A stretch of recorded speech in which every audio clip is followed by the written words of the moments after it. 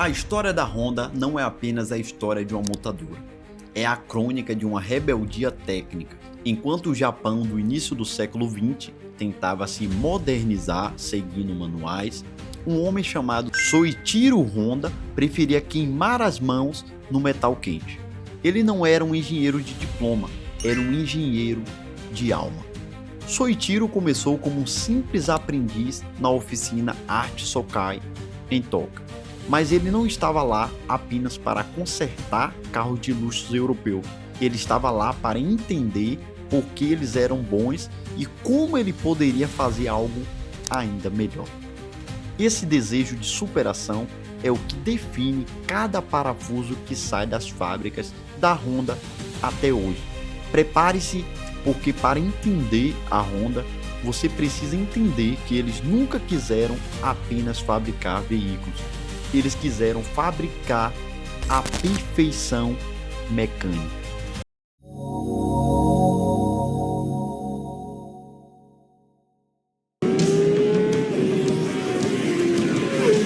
Após a Segunda Guerra Mundial, o Japão era um cenário de destroços. Não havia combustível e as pessoas precisavam se mover. Em 1946, Soichiro encontrou o que seria a semente do seu império: um estoque de motores geradores de rádio de 50 cilindrados. Ele teve a brilhante ideia de acoplá-los em bicicletas. Nasceu a Honda Model A, o primeiro produto a levar o nome do fundador. Era rudimentar, barulhento, mas funcionava. Mas a verdadeira revolução veio em 1958 com a Honda Super Cube. Aqui, o detalhamento técnico faz a diferença. Ao contrário das motos europeias da época, a Super Cube tinha um chassi de aço prensado em U, o que permitia que mulheres de saia montassem com facilidade. O motor de 50 cilindradas a 4 tempos era um milagre de durabilidade. Enquanto as concorrentes usavam motores a 2 tempos que esfumaçavam e exigiam mistura de óleo na gasolina, a Super Cube era limpa, silenciosa e quase indestrutível. Ela se tornou o veículo mais vendido da história da humanidade, com mais de 100 milhões de unidades produzidas. Mas Soichiro queria performance. Em 1969, a Honda lançou a CB 750 Full. Essa moto mudou o motociclismo para sempre. Foi a primeira a ser chamada de Superbike. Ela trazia um motor de 4 cilindros em linha, partida elétrica e, o que deixou o mundo chocado, freio a disco na roda dianteira de série, algo que só existia em aviões ou carros de corrida caríssimos. Ela era rápida, estável e não vazava óleo como as motos inglesas. A CB 750 provou que a Honda podia bater a Europa no seu próprio jogo.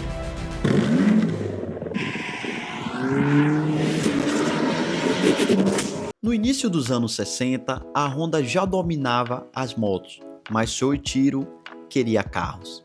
O governo japonês, através do Ministério da Indústria, tentou impedir. Eles queriam que a Honda ficasse apenas nas motos para não saturar o mercado.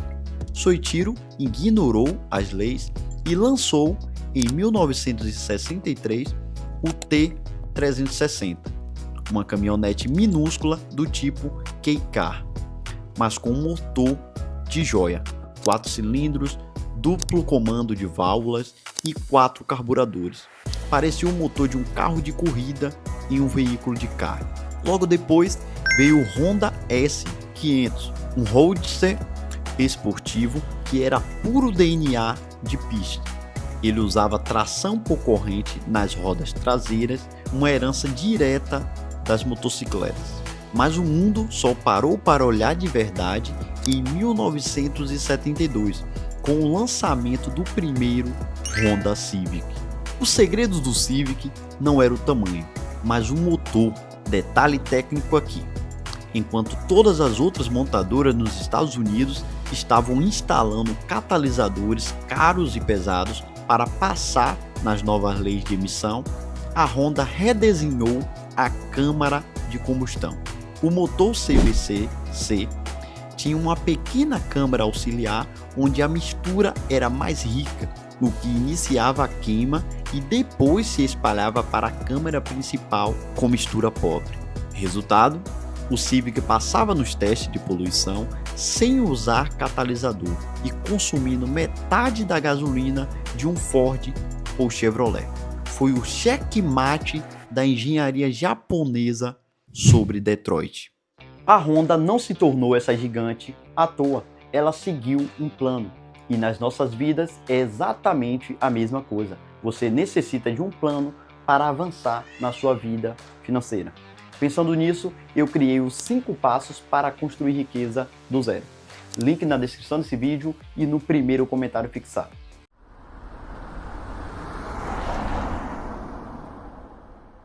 Se o Civic colocou a Honda no mapa, o Honda Accord, lançado em 1976, deu à marca a chave da cidade.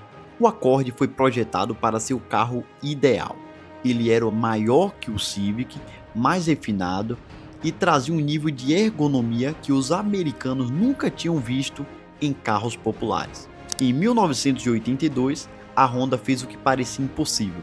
Abriu uma fábrica em Marysville, Ohio. Foi a primeira montadora japonesa a fabricar carros em solo americano. O Accord se tornou o carro mais vendido nos Estados Unidos por anos. Sua suspensão de braços sobrepostos, geralmente reservada para carros esportivos de luxo, dava ao Accord uma dirigibilidade superior a qualquer sedã da Chrysler ou da GM. A Honda não estava apenas vendendo transporte, estava vendendo a confiança de um motor que rodava 300 mil milhas sem abrir o bico.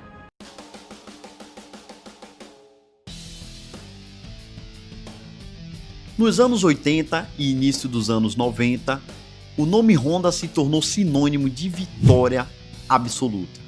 A marca entrou na Fórmula 1 fornecendo motores para a Williams e posteriormente para a McLaren. O motor Honda V6 Turbo de 1988 é considerado um dos maiores feitos da engenharia. Ele gerava mais de 600 cavalos de potência com uma restrição de combustível severa, vencendo 15 de 16 corridas naquele ano. Foi nessa época que nasceu a amizade entre a Honda e Ayrton Senna. Senna não era apenas um piloto, ele se envolvia com os engenheiros no Japão e ele exigia mudanças na curva de torque e na resposta do acelerador. Essa parceria deu origem ao Honda NSX em 1990. O NSX foi um terremoto. Foi o primeiro carro de produção com chassi e suspensão inteiramente de alumínio. Senna passou dias no circuito de Suzuka testando o protótipo e dizendo aos engenheiros: o chassi ainda está mole. A Honda voltou para a fábrica, aumentou a rigidez em 50% e entregou um carro que era mais rígido que uma Ferrari 348, porém mais confiável que um Civic. O NSX provou que um supercarro não precisava ser temperamental ou difícil de dirigir. Ele era a prova cabal da perfeição técnica de seu estilo.